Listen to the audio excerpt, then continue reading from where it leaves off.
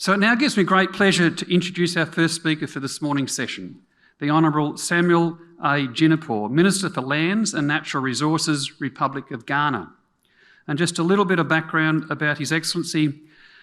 His Excellency Jinapor is a Ghanaian lawyer and politician, and currently Ghana's Minister for Lands and Natural Resources and a Member of Parliament for the Domongo constituency.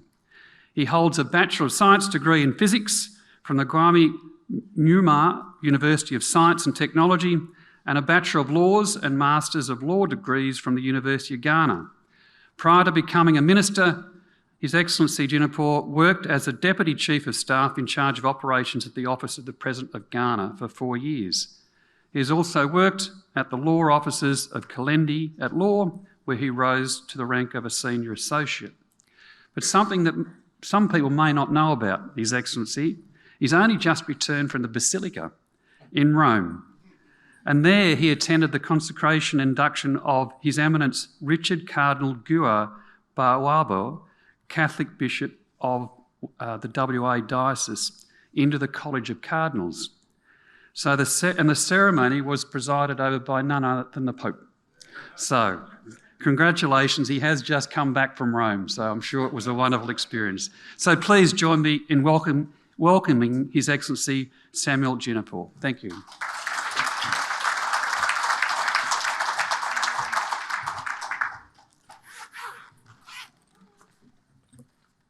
Thank you very much.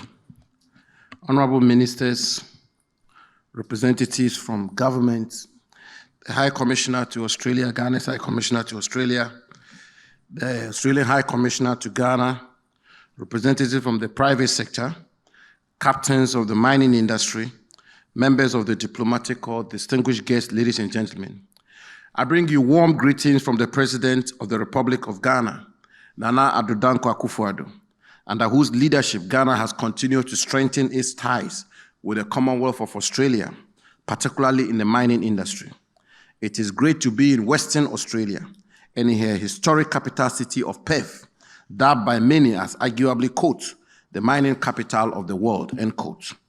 I am grateful to the Chief Executive Chairman of Paydet Media Limited, Mr. Bill Repard, and his team for the invitation to be part of this year's edition of the Africa Down Under, which for 2 decades has provided a platform for engagement on matters pertaining to the mining industry and geared towards strengthening Australian-African relations in the industry. And I'm pleased to learn that Australian government-funded initiatives, such as Digital Earth Africa, which I have the privilege to serve on its board, is turning its focus on the resource sector to empower governments to better regulate gold mining, in addition to the impacts already being made in food and water security, as well as population census.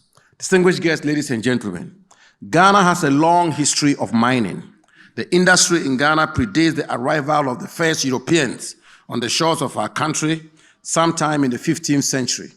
Indeed, until our independence in 1957, the country was called Gold Coast, a name adopted by early European settlers who were marveled by the quantity of gold deposits in Ghana. Since then, we have developed the industry through various laws and policies, leading to us becoming the #1 gold producer in Africa between 2019 and 2021, and the 6th in the world. The industry's contribution to Ghana's economy has been phenomenal, with gold alone providing approximately 40% of our export earnings and accounting for more than 90% of our gross mineral incomes. In the midst of the global pandemic, which disrupted global supplies and slumped national economies, the industry stood strong and played an important role in our country.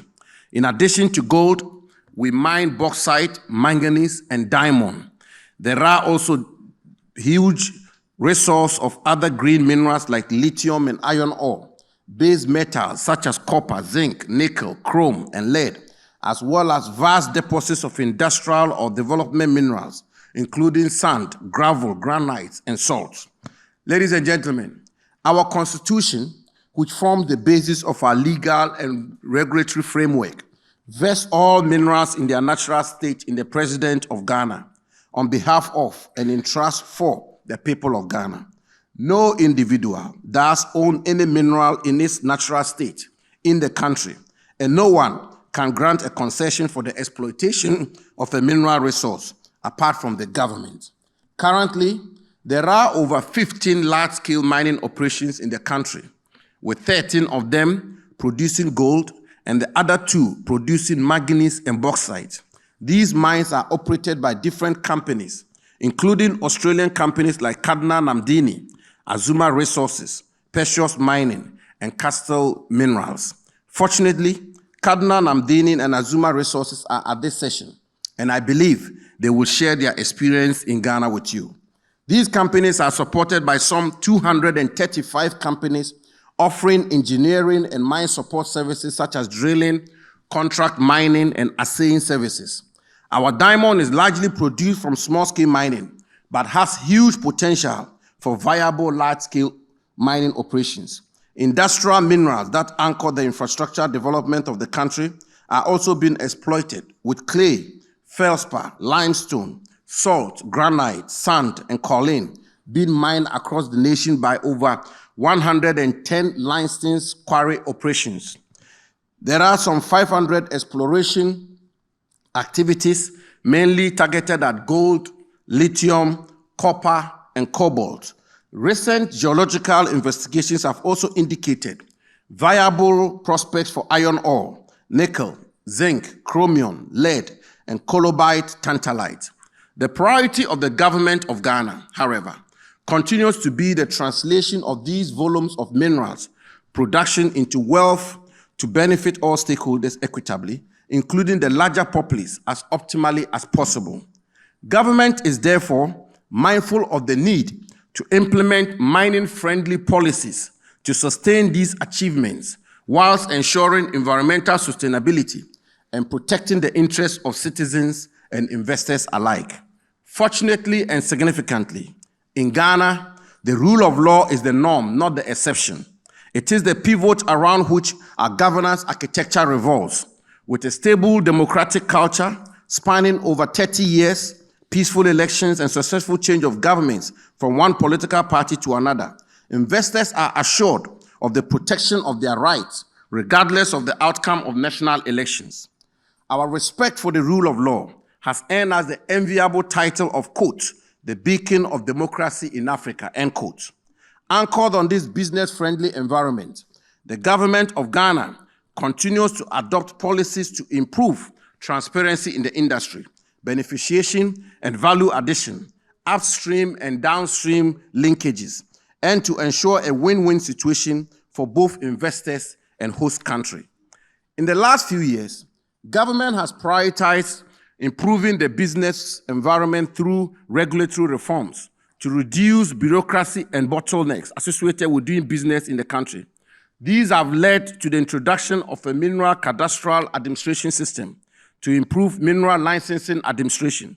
This system, together with the online application for mineral rights, improve access to information and transparency in administration, has improved the ease of doing business in the mining industry in Ghana.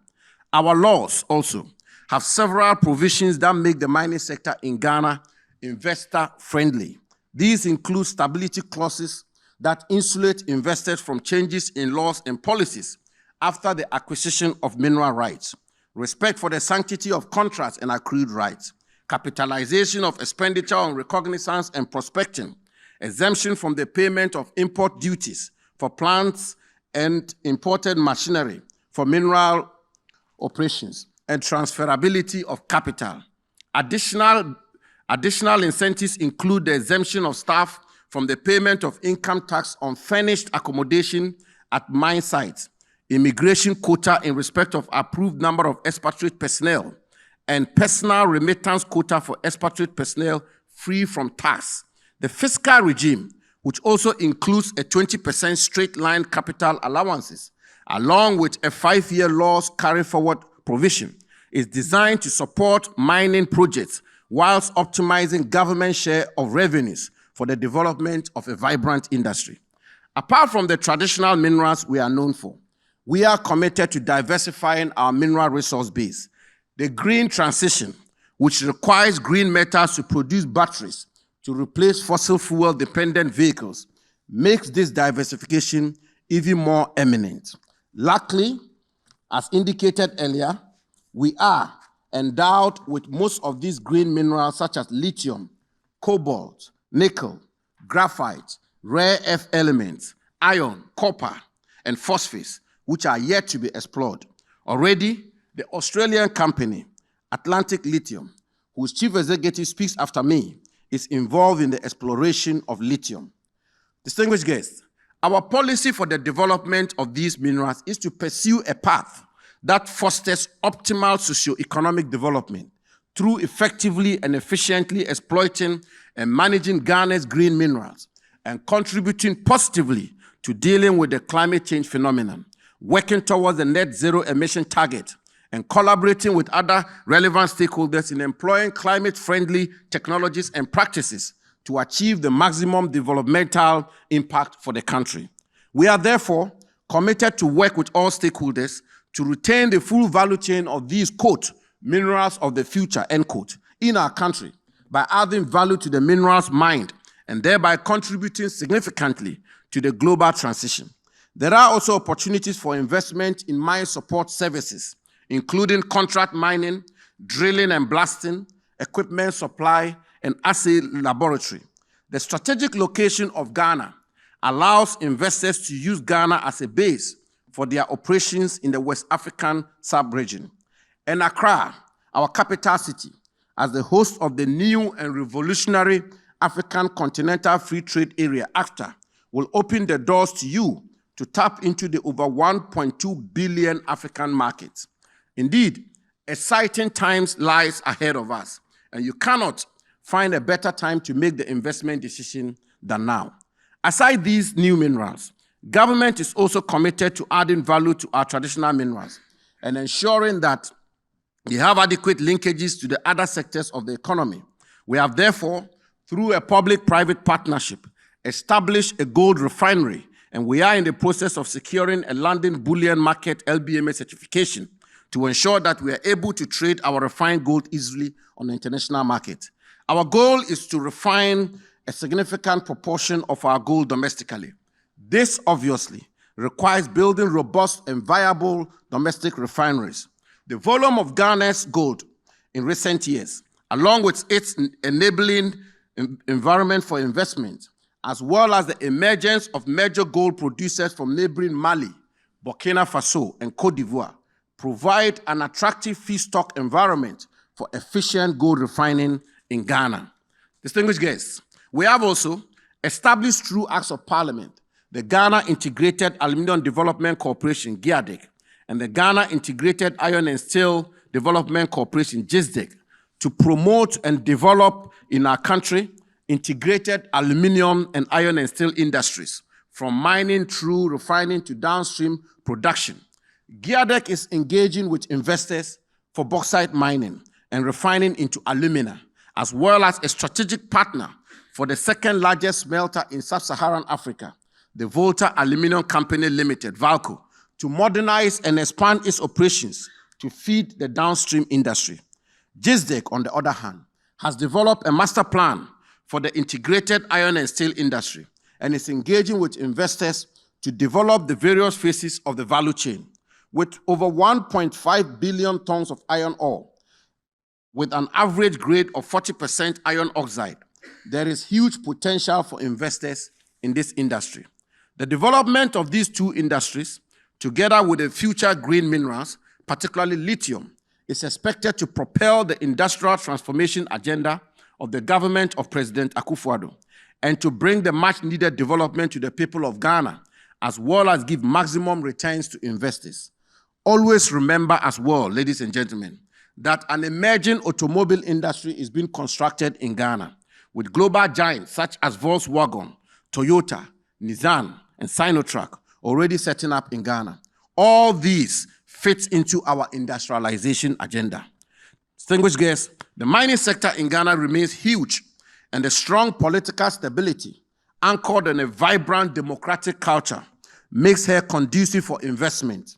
Our goal is to make Ghana the mining hub of Africa, where all mining and mining-related activities, from exploration to downstream production and from research to innovation, will be centered.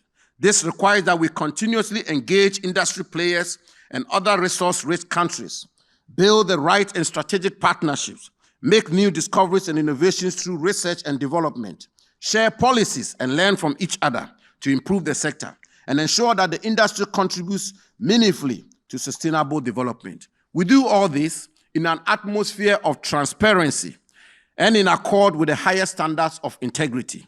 Let me assure the investor community of ease of access to geological information, good mining governance institutions, and highly skilled mining personnel. These have contributed to making Ghana a leading mining enclave in Africa, and I invite you to take advantage of these opportunities. This afternoon, as already been indicated, at the UMA premises, we will host a Ghana event to provide more insight on investing in Ghana's mining industry and answer any questions you may have. We look forward to continuous engagement through new and existing platforms and to work together for a responsible and sustainable mining sector that benefits both investors and our country. Ghana, with her open society, vibrant economy, resilient democratic institutions, and where respect for individual liberties, the rule of law, and democratic accountability are ingrained in her body politic, is ready for business. Distinguished guests, ladies and gentlemen, ours is an exciting journey and future. Stable, poised, transparent, democratic, and welcoming. Ghana is one of, if not the most, attractive investment destination in Africa. We call on you to join us in this obviously thrilling march into the future. Let us join hands and move forward together. I thank you for your attention.